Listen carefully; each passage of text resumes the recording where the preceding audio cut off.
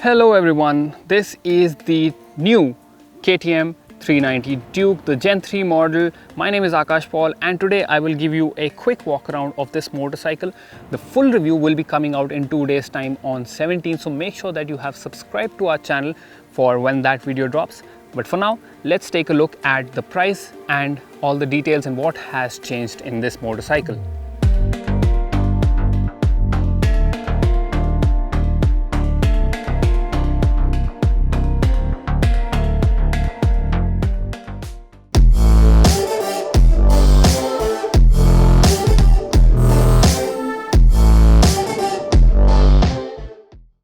First things first, let's talk about the price. So that is 3,10,000 ex-showroom, which means that it is about 13,000 rupees more expensive than the outgoing model. And for all of that extra money, you have a new and improved engine, a new look, and some additional features which I will show to you. So let's get closer to the motorcycle, and the first thing you will notice is this new headlamp design. Let me quickly switch on the bike to show you that these are the DRLs which are now housed in this extra plastic panel, and the headlamp design is very much familiar to the one that was seen in the previous model. It retains the same vertical kind of layout, and the blinkers right here are LED, of course, so that is something you see over there. The fuel tank shroud has been extended, and this is very much in line with the Super Dukes, so it has a more aggressive look.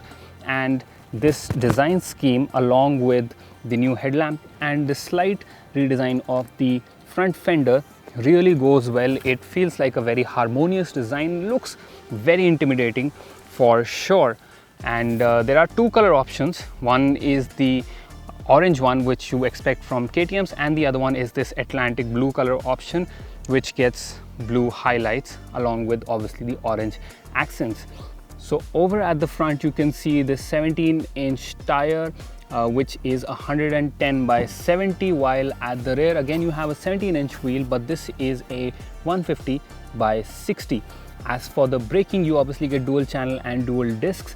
The front is a 320mm disc, while the rear is a slightly bigger 240mm disc, which is about 10mm more than the previous model. Now a big change is the presence of these adjustable WP Apex forks at the front and this monoshock at the back.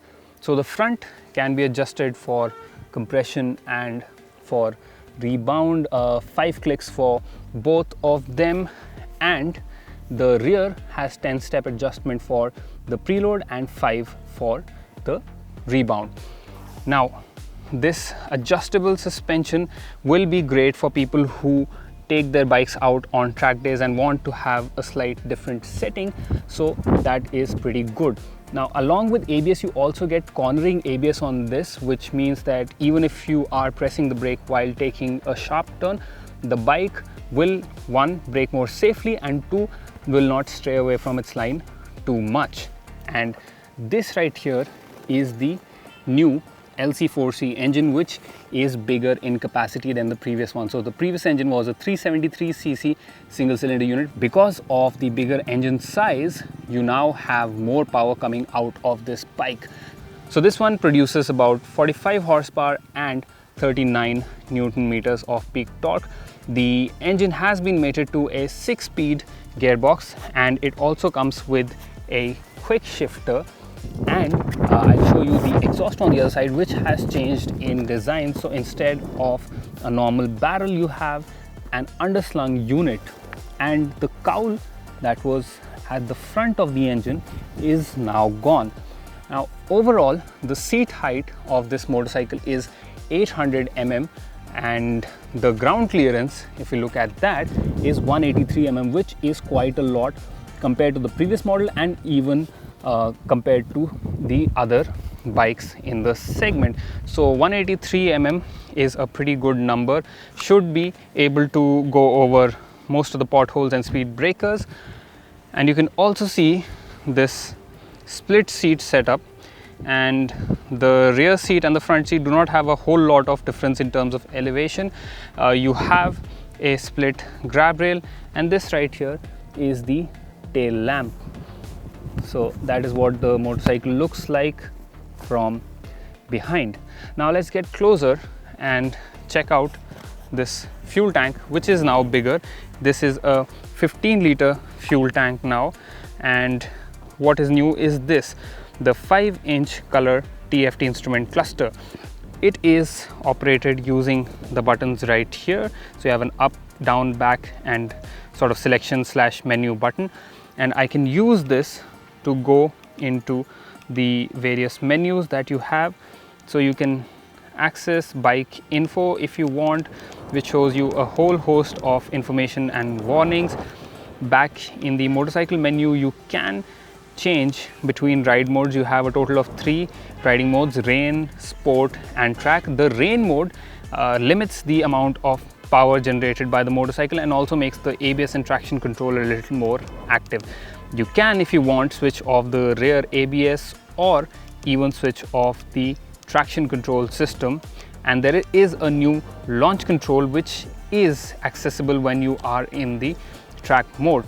Obviously this motorcycle comes with Bluetooth connectivity, and if you pair your phone with this, then you can check out navigation and control your music using the display right here.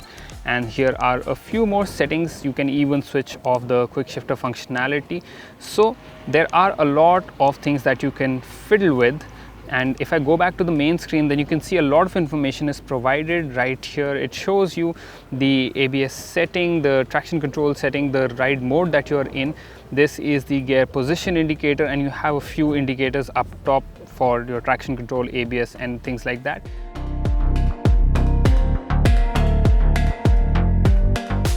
So that is all the information that you see on this digital instrument cluster, and this is your engine kill switch, and over here, like I told you, this is the switch section for controlling the display, and you also have a hazard light which you can control using this button right here. The levers are obviously adjustable, so you can do that if you so desire. And that is all about this motorcycle for now. Obviously I can't give you my opinions on this. For that you'll have to wait for the full review.